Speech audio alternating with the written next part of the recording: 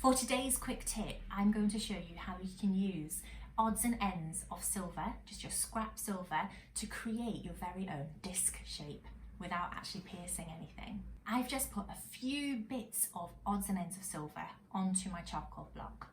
The more you put on, the bigger your disc will be. Heat up your silver. I've used 2 torches because I find it so much better and quicker. Keep it on there until it's made a perfect circle.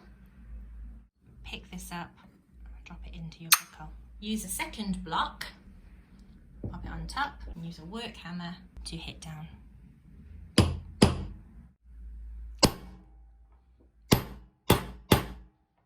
Really hit it. Okay. You can see that it's starting to flatten, but we need to anneal it. So bring it up to temperature. Wait until you can see that the colour is changing. Okay, so when the colour changes and it gets like a nice cherry red colour, you know it's hot enough, and so then you withdraw the heat. You don't want to be too close, but you want to keep it warm for about 10 seconds. Quench, pop it in the pickle, and leave it there for a couple of minutes.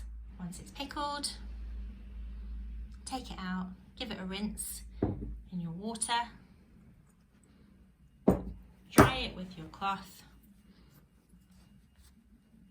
and you're ready to start hitting again.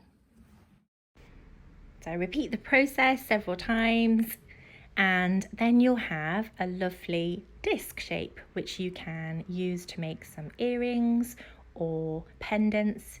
You can put stamps on them, initials, personalize them, or just texture them, make them beautiful.